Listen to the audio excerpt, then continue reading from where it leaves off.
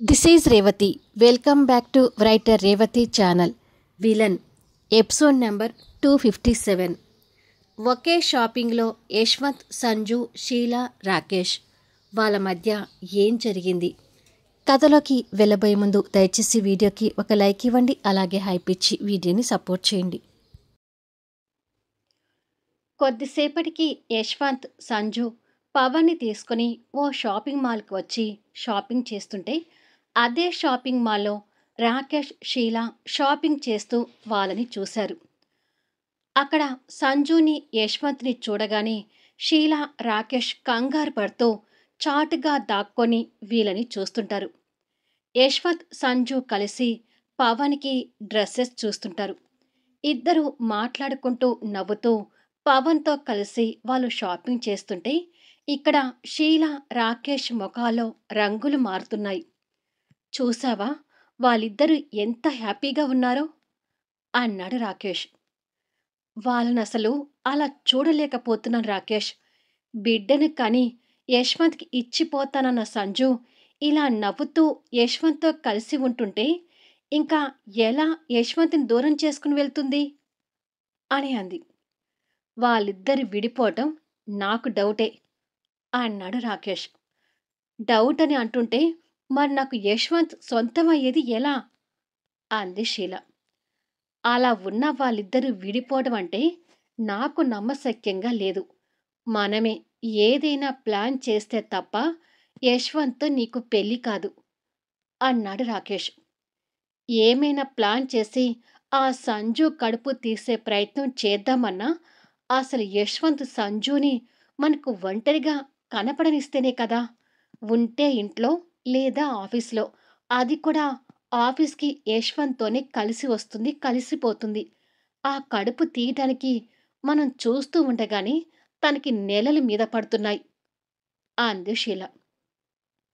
Sanju delivery అయ్యేలోపు ఎక్కడ ఒక దగ్గర అవకాశం వస్తుందిలే షీల.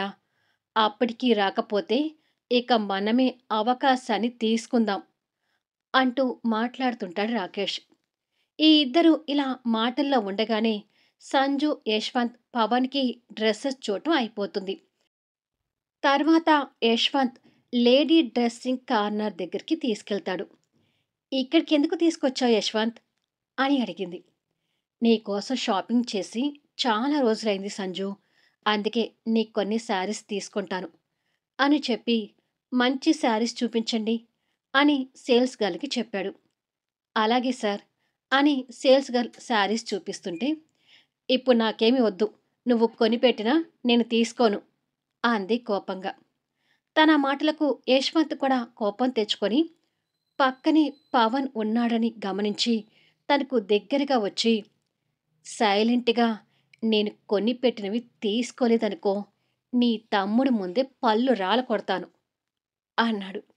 అది విని ఉరిమి చూస్తూ బెదిరిస్తున్నావా అని అంది.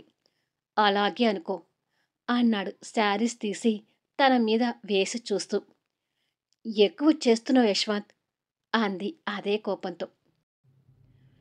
పవన్ ఉండేది కొద్దిసేపైనా హ్యాపీగా ఉండేలా చూసుకోవాలి. మనమిద్దరం గొడవ పడితే పవన్ బాధపడతాడు. నీ తమ్ముడు కోసమైనా నువ్వు సైలెంట్గా ఉండు అని చెప్పి శారీస్ చూస్తున్నాడు. వాళ్ళ మాటలు ఏవి వినని పవన్ అక్క ఒంటి మీద వేసిన శారీ చూసి, ఈ శారీ చాలా బాగుందక్క, ఈ శారీ తీసుకో అన్నాడు. యశ్వంత్ మీద కోపం ఉన్న తమ్ముడు మాట కాదనలేక పైకి ఫేక్ స్మైల్ ఇస్తూ అలాగేరా అని అంది. ఇదిగో పవన్, మీ అక్కకి ఈ శారీ కూడా బాగుంటుంది కదా అంటూ ఇంకొక శారీ సంజు ఒంటి మీద వేశాడు. ఓ, ఇది కూడా చాలా బాగుందండి అన్నాడు పవన్. నువ్వు మా అమ్మని అత్తయ్య అని పిలవడం కాదు, నన్ను కూడా బావా అని పిలవాలి. ఈ అండీలు అని పరాయి వాళ్ళని పిలుస్తారు. మనం పరాయి వాళ్ళం కాదు కాబట్టి నేను నీ బావని కాబట్టి బావా అని పిలువు అని అన్నాడు యశ్వంత్. సరే బావా అన్నాడు పవన్ నవ్వుతూ. వెరీ గుడ్ అన్నాడు బామర్దిని అభిమానంగా హక్ చేసుకొని. పవన్ అలా పిలవడమే కరెక్ట్ కాబట్టి సంజు మౌనంగా ఉంటే అది వింటున్న షీలా వాళ్ళకి రక్తం మరుగుతూ ఉంటుంది. యశ్వంత్ తర్వాత మళ్ళీ సంజు కోసం శారీస్ చూస్తుంటాడు. యశ్వంత్తో కొనిచ్చుకోవడం ఇష్టం లేకపోయినా పవన్ ముందు సంజు మౌనంగా ఉంటే యశ్వంత్ అదే అవకాశంగా తీసుకొని తనకి కొనివ్వాలి అనుకున్నవన్నీ కొనిస్తుంటాడు. దానిని బట్టి వాళ్ళిద్దరి మధ్య ఉన్న బాండింగ్ షీలా వాళ్ళకి ఇంకొకసారి క్లియర్గా తెలుస్తుంది. సంజుని ఎంతగా ప్రేమిస్తున్నావు యశ్వంత్ అని షీలా ఈర్ష్యగా అనుకుంటుంది. రాకేష్ కూడా వాళ్ళని అలా చూసి భరించలేక, సంజన మీద నేను ఆశపడితే గర్దొచ్చి కోడిపిల్ల తన్నుకుపోయినట్టు సంజనాన్ని భలే తన్నుకుపోయావు యశ్వంత్. అక్క పోయింది, చెల్లెలైనా చేసుకుందామంటే ఆ రోజు ఆ పెళ్ళి కూడా చెడగొట్టారు అని కోపంగా అనుకుంటున్నాడు.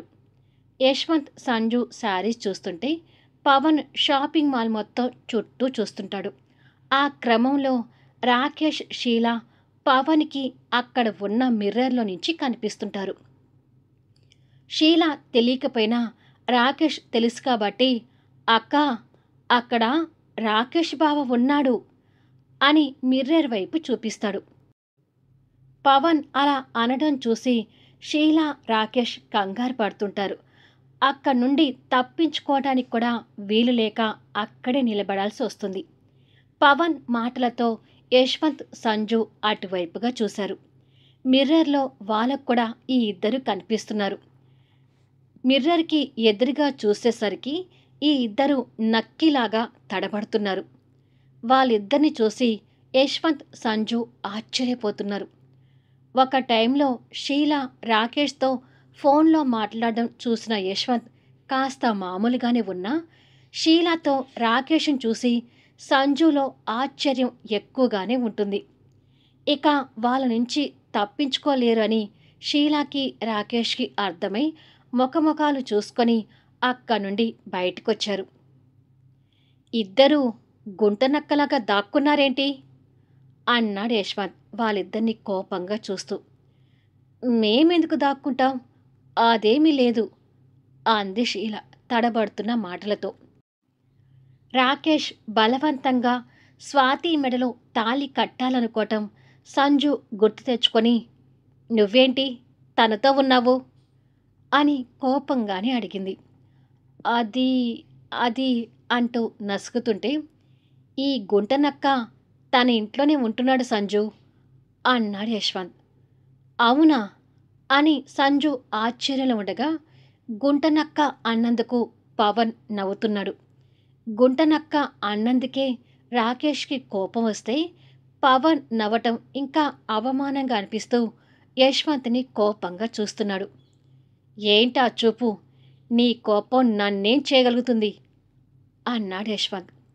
రాకేష్ అదే కోపంతో చూస్తుంటే, అతని చూపే అంతా యశ్వంత్, వదిలే అని షీలా ఏదో కన్నింగా నటిస్తూ సంజు దగ్గరకు వచ్చి, ఆరోగ్యం ఎలా ఉంది సంజు, లోపల బేబీ బాగుంది కదా అంటూ సంజు బంపు మీద చెయ్యి పెట్టబోతుంది.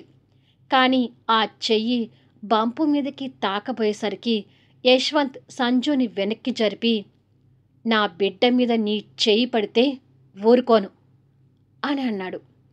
యశ్వంత్ కోపానికి షీలా భయపడుతూ, అంటే యశ్వంత్, ఆరోగ్యం ఎలా ఉందని ఉద్దేశంతో చెయ్యి పెట్టబోయాను అని అంది. దానికి చెయ్యి పెట్టి అడగాల్సిన అవసరం లేదు, మామూలుగా అడిగినా చాలు, అయినా మా బాగోగులు నీకు అనవసరం అని కోపంగా చెప్పి, రా సంజు వెళ్దాం, రా పవన్ అంటూ సంజుని, పవన్ తీసుకొని క్యాష్ కౌంటర్ దగ్గరికి వెళ్ళాడు. షాపింగ్ కవర్స్ తీసుకొని క్యాష్ కట్టి బయటికి వెళ్ళిపోతున్నారు. యశ్వంత్ మాటలకి షీలా ఇంకా కోపం తెచ్చుకుంటూ, చూసావు కదా యశ్వంత్ ఆ సంజు మీద, పుట్టబోయే పిల్లల మీద ఎంత ప్రేమను పెంచుకుంటున్నాడో అని అంది. అంతా క్లియర్గా కనిపిస్తుంది. అసలు యశ్వంత్ని చూస్తే వాళ్ళ అన్నదమ్ములు నన్ను కొట్టడమే గుర్తొస్తుంది షీలా అన్నాడు రాకేష్. నీకన్నా ప్రతీకారంతో ఉన్న రాకేష్, అసలు సంజుకి అబార్షన్ కావడం కాదు, సంజునే పైకి పంపిస్తే నాకు దారి క్లియర్ అవుతుంది అని అంది. మనం అనుకోవటమే కానీ చేసే చేతలు కనిపించడం లేదు అన్నాడు కోపంతో. టైం వచ్చే వరకు వెయిట్ చేయి అని, పద మా నాన్న ఇంటి దగ్గర ఎదురు చూస్తూ ఉంటాడు అని చెప్పి వెళ్ళిపోతారు. యశ్వంత్, సంజు, పవన్ కలిసి సూపర్ మార్కెట్ కూడా వెళ్ళి ఇంటికి కావలసిన సామాన్లు, ఫ్రూట్స్ తీసుకున్నారు. అవి ఇంట్లోకి తీసుకుంటున్నాడేమో అని సంజు అనుకుంటుంది. కొద్దిసేపటికి అదే కార్ రామ్నాథ్ గారి ఇంటి ముందు ఆగుతుంది. ఇదేంటి యశ్వంత్, ఇక్కడికి తీసుకొచ్చావు అని అడిగింది సంజు. పవన్ని నిన్ను తీసుకుని వస్తానని ఆల్రెడీ మీ నాన్నగారికి ఫోన్ చేసి చెప్పాను, పద అని చెప్పి షాపింగ్ కవర్స్ అన్నీ తీసుకుని లోపలికి వస్తున్నాడు. యశ్వంత్ చేస్తున్న పనులు సంజుకి ఇబ్బందిగా ఉంటున్నా ఆ క్షణం ఏమీ మాట్లాడలేకపోతుంటే పవన్ అక్క దగ్గరికి వచ్చి, పద అక్క అన్నాడు. పద అని సంజు తమ్ముడితో లోపలికి వెళ్తుంది. వీళ్ళ కోసమే ఎదురు చూస్తున్న రామ్నాథ్ గారు వాళ్ళు రావడం చూసి సంతోషపడుతున్నాడు. యశ్వంత్ షాపింగ్ కవర్స్ పక్కకు పెట్టి, ఆరోగ్యం ఎలా ఉందండి అని అడిగాడు. బాగుంది యశ్వంత్, కానీ ఏంటి షాపింగ్ కవర్స్ అని అడిగాడు రామ్నాథ్ గారు. ప్లీజ్ కాదనవద్దు, నిజానికి మీరిక్కడ ఒంటరిగా ఉంటున్నారు. మిమ్మల్ని కూడా మా ఇంటికి వచ్చి ఉండమని చెప్పాలి, కానీ మీరు కూతురింట్లో ఉండటానికి ఒప్పుకోరని అడగలేకపోతున్నాను అన్నాడు యశ్వంత్. వాళ్ళ మధ్య పవన్ ఉండకూడదని ఉద్దేశంతో, పవన్ నువ్వు తిరిగి తిరిగి వచ్చావు కదా, అలసిపోయి ఉంటావు, వెళ్ళి రెస్ట్ తీసుకో అన్నాడు రామ్నాథ్ గారు. అలాగే నాన్న అని చెప్పి పవన్ రూమ్లోకి వెళ్ళాడు. ముందు కూర్చో యశ్వంత్ అని రామ్నాథ్ గారు చెప్పగానే యశ్వంత్ వాళ్ళకి ఎదురుగా ఉన్న చైర్లో కూర్చుంటాడు. ఏమీ అనుకోక యశ్వంత్, నీతో ఈ మాత్రం మాట్లాడడానికే నాకు కొంచెం కష్టంగా ఉంది అన్నాడు రామ్నాథ్ గారు. అది విని యశ్వంత్ కొంచెం బాధపడుతుంటే, అతనికి మన ఫీలింగ్స్తో సంబంధం లేకుండా అతను చేయాలనుకున్నది చేస్తూనే ఉంటాడు నాన్న అంది సంజు యశ్వంత్ మీద కోపంతో. నిజమే, నేను చేయాలనుకునేవి చేస్తాను, బట్ అది మీ సంతోషం కోసమే అన్నాడు నిజాయితీగా.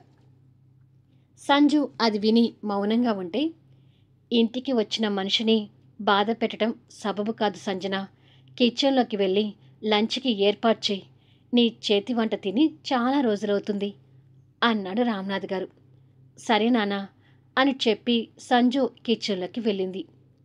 స్వాతి, ఆదిత్య ఇంతకు ముందే ఫోన్ చేశారు యశ్వంత్, వాళ్ళిద్దరూ సంతోషంగా ఉండడం చూసి నా మనసు ప్రశాంతంగా ఉంది అన్నాడు రామ్నాథ్ గారు. ఆదిత్య చాలా మంచివాడండి, స్వాతి విషయంలో మీకు ఇక అసలు దిగులు అవసరం లేదు అన్నాడు యశ్వంత్.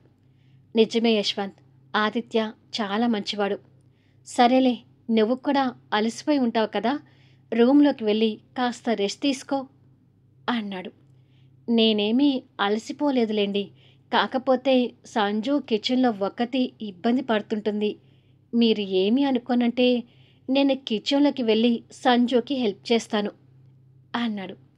నేనేమీ అనుకోనులే, వెళ్ళు, నాకు కూడా బయట కొంచెం పనుంది, అది చూసుకుని వస్తాను అని చెప్పి రామ్నాథ్ గారు వెళ్ళిపోతే యశ్వంత్ కిచెన్లోకి వచ్చాడు. ఇక యశ్వంత్, సంజు కిచెన్లో అల్లరి నెక్స్ట్ వీడియోలో చూద్దాం. ఆసక్తికరమైన సన్నివేశాలతో అద్భుతంగా సాగే కథా వీడియోస్ని మిస్ కాకుండా చూడండి. కథ నచ్చితే దయచేసి లైక్ చేయండి, హైప్ ఇవ్వండి, మీ అమూల్యమైన కామెంట్స్ షేర్ చేయండి. Thank you for లీజనింగ్.